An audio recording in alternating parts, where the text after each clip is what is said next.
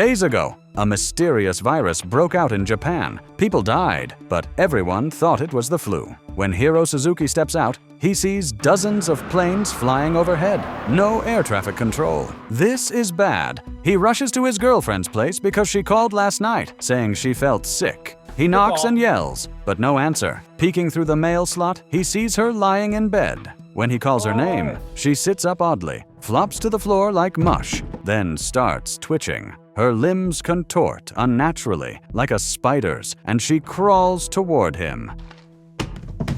This fool just stands there watching. The next moment, she breaks the door down, pins him to the ground, and opens her bloody mouth to bite. Luckily, Suzuki shoves her back into the room, but she grabs the door, inching her head out. Suddenly, she bites the door so hard her teeth start cracking one by one. She pulls him inside. They wrestle, and she bites him several times. Finally, her head gets impaled on a sharp object. She's dead. He checks his hand, a red mark where she bit him, but no broken skin.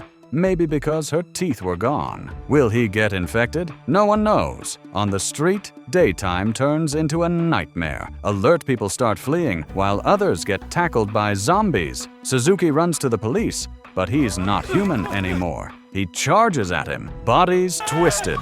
Run! The streets are full of zombies. Some fall from rooftops, get up, and go for the kill.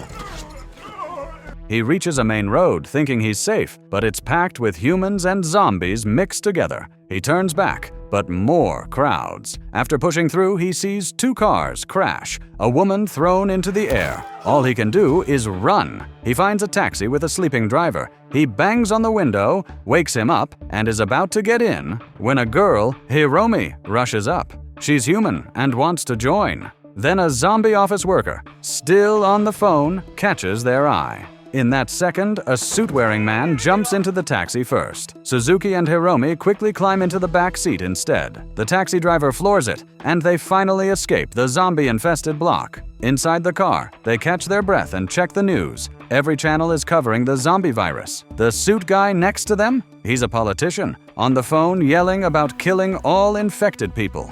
Then, he rolls up his sleeve. Suzuki freezes. There's a huge bite mark, and on his neck, veins are bulging, skin turning gray. Suzuki yanks off his seatbelt. The politician isn't full zombie yet. He's staring at his notebook, blood dripping onto it. He rips the paper apart, screaming for tissues. The driver tosses one back without looking and gets bitten. Now the politician lunges at Suzuki. Chaos erupts. The driver throws open the back door. Suzuki kicks the politician out. That's the crisis solved. Or is it? Hiromi turns around. The driver is mutating. The virus rages through him. He slams the gas pedal.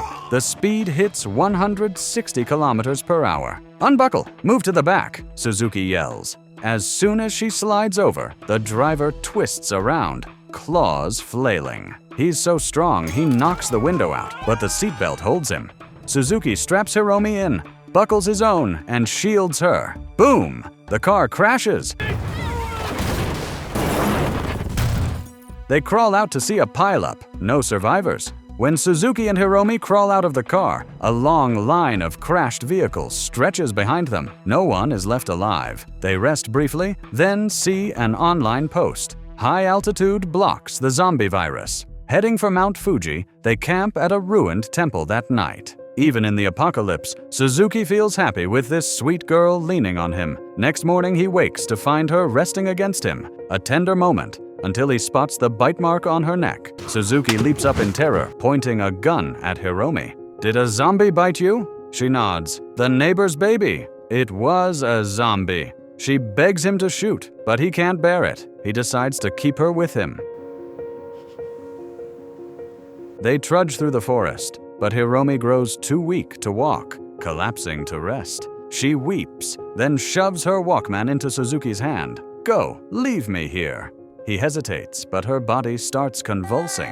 Suzuki flees in panic, only to find a singing park ranger ahead. He runs to seek help, but the ranger snarls. "It's a zombie!" Suzuki gets pinned down, but Hiromi charges in. She saves him. In that moment, she's unbelievably strong, smacking the zombie clear across the clearing. After the fight, Suzuki sees her eye has turned milky white, but the mutation stops there.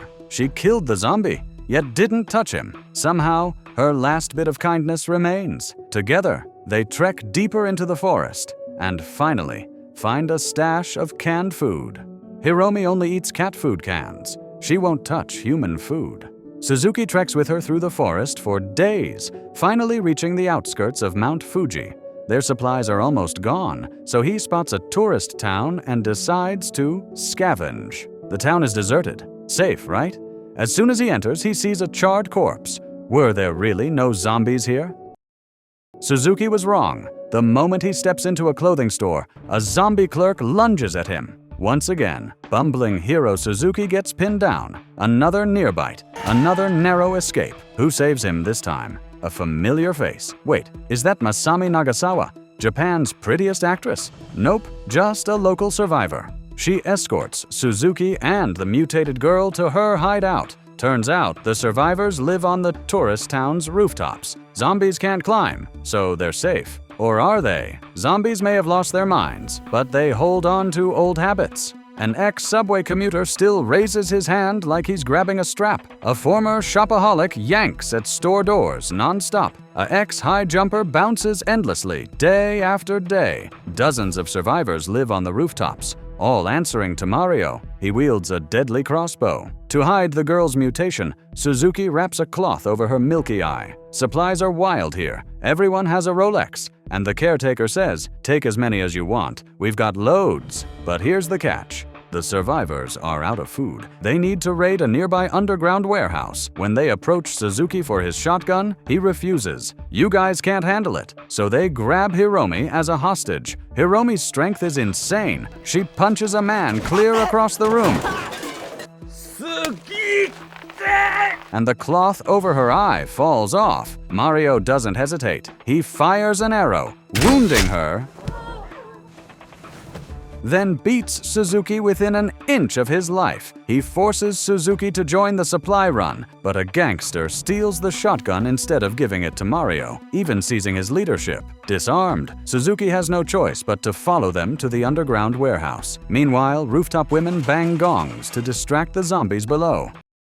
The group sneaks into the garage smoothly. In the pitch dark, deposed, Mario makes a break for it. The gangster has a cruel plan. Use Mario as bait, now or never. They push on and finally find a stockpile of supplies. Suddenly, deafening music blasts in the warehouse. Zombies come swarming. It's Mario, the deposed leader, who messed with the control room to get revenge. Everyone bolts, but Suzuki panics, hiding in a locker. Outside, a zombie horde rages while the gangster with Suzuki's shotgun misses every shot, leading his goons on a blind, panicked escape, and loses the gun along the way. Meanwhile, disaster strikes the rooftop base. The athlete zombie makes a super high leap, landing right on the roof. With all men in the underground garage, the rooftop becomes a zombie buffet. It slaughters the women in no time. Masami protects the mutated girl, calling for help on a walkie-talkie. Only Suzuki hears her, but he's too cowardly to act. After struggling with himself, he finally refuses to be the weak guy anymore. The moment Suzuki steps out of the locker, a zombie pounces. Suzuki swings a fire extinguisher, smashing it to the ground. He grabs the walkie-talkie and tells Masami, "I'm coming to rescue you."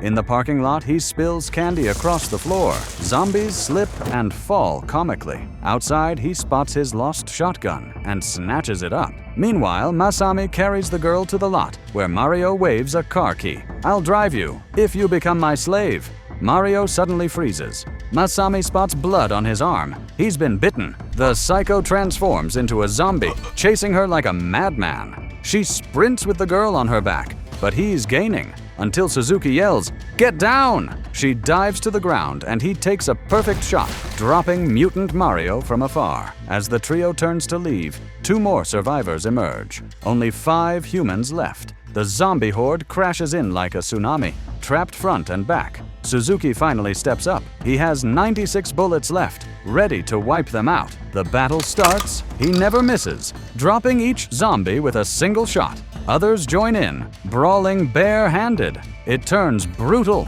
A sumo-sized zombie pins him down, nearly killing him. A black-clad guy gets swarmed beyond rescue. An uncle gets bitten by his undead wife. He takes his own life to avoid turning.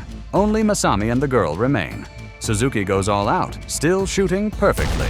He takes down every last zombie. The underdog finally becomes a hero, and he stops hating himself. In the movie's end, they drive toward Mount Fuji as rooftop zombies watch them leave. In the car, Suzuki is stunned. He never knew he had it in him.